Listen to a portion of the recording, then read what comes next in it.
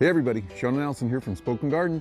Today it's Plant Chat Friday and we're talking about Primulas, Primroses. Oh, they're so beautiful. We have them all over our yard used in a lot of different ways. So we want to highlight and show those to you and talk a little bit about their plant care.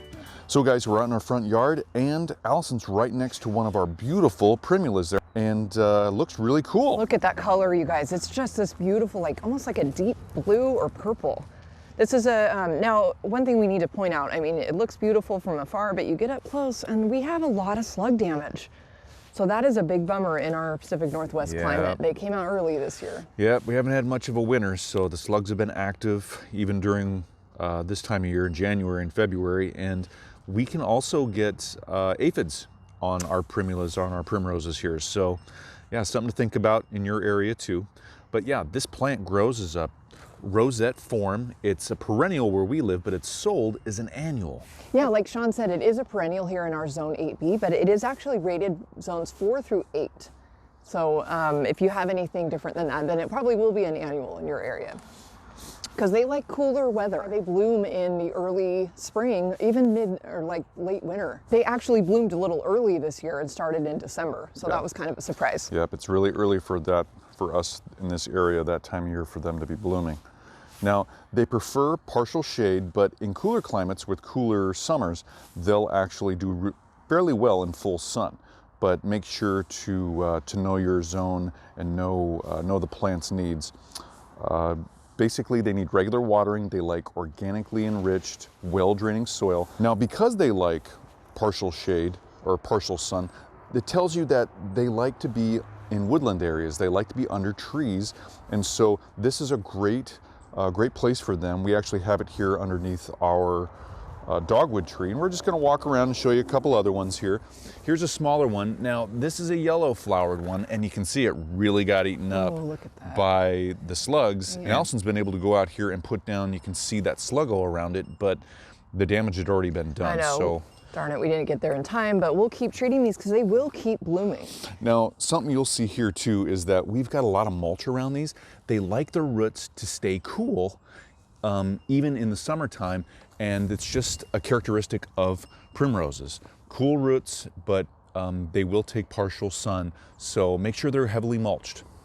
Yeah, that's a really good point. And you can see we kind of have them in a border along our driveway here, and we expect them to grow and expand into about a foot wide, which is their mature size, and probably about 8 to 9 inches tall. So you can see that some of them are bigger than others. Some of these are younger than others because we added them recently. So obviously we've got kind of that beautiful blue color here again. We've got white. This is kind of the gamut of colors. Yep, reds, pinks, purples, blues, whites, yellows. I love the white. And they'll even come in colors that are mixed on the same flower. They'll come in different hues. So let's walk over here. We've got some other, now this container got a little waterlogged, but you can see here's kind of a little bit of a multicolor, kind of an orangey red. Well, and that yellow too. It's got a dark yellow center, but a very softer yellow outer petal. Yeah, that's pretty. So that's great. Also has been chewed up, unfortunately. So guys, we're out here in our backyard and we found our other Primroses. Look at them in that pot. Don't they look nice? Yeah, we made this mono container last year and they really filled in, and we love it. It almost looks like tropical with the color selection. Bright pink, the white, and the bright yellow. Yeah, and their leaves are so unique as a plant for the Primrose. They've just got that crinkly, thick-looking leaf. They can have kind of a tropical look to them. I know, that's... So even though these are native to South Asia and Southern Europe and even the Himalayas. Now, we're kind of bummed because, again, we didn't get out here to get to these slugs before they attacked these plants. The flowers look pretty good. There are a few spent ones that I'm actually going to deadhead. So these can be deadheaded to kind of clean them up and help encourage new blooms. So what we're going to do is get in here and find your spent bloom. Here's a good candidate. See that right there?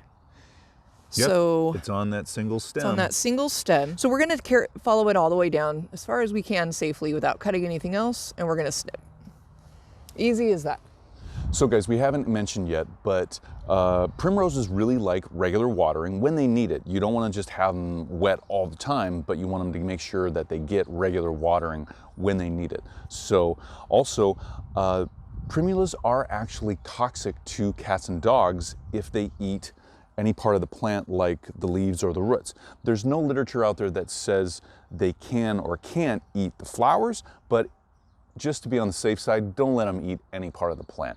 Now, to humans, we can eat the flowers themselves, put them in salads or maybe as a garnish. That's very common for us to do, and they're not toxic to us, but the leaves are toxic and the other plant parts are toxic to us. So it can cause mild vomiting. So don't eat it, except flowers. Eat the flowers. Now, something else you might be considering is if you don't want to put them in a pot like this as a mono planting or all by themselves out in the garden where really you can't because you have a bigger garden, some companion plants for them are other plants that like partial to full sun, regular water, and enriched well-draining soil. So those could be daffodils, especially for the time that they bloom. That would be daffodils, that would be other like pansies, azaleas. Any plants that bloom in the late winter to early spring would be great companion plants for these. So something you might not know is Primula actually comes from the Latin primus, which means either early or first. So it kind of makes sense that it would be named that because it blooms really, really early, or first of the spring. Yeah, totally makes sense. We also think it's really interesting, and maybe you weren't aware of this, but the primroses we just showed you, Primula vulgaris, are not the same or even related to evening primrose, which is a very popular plant for many other reasons. So not related. Yeah, completely different plants. So guys, we hope that was helpful. We hope you learned something new about primroses or Primula vulgaris so you can put them around your yard. Yeah, you know, they make a great container plant and they just add so much pop of color in the winter, especially when things are kind of dark or like you don't have a lot of color. They really brighten things up, and we love using them either straight in the garden or in a container. So if you have any comments or questions for us, leave them down below. We love hearing from you guys. Give us that thumbs up, let us know we're doing a good job, and subscribe to our channel so you get updates on our latest videos. Yep, that's a wrap for today's Plant Chat, you guys. Thank you for watching. We'll be back tomorrow with our Saturday morning live at 9 a.m. Pacific. So come join us and talk about plants with us and bring your questions. Yep, we'll see you there. Bye, everybody. Have a great day, everybody.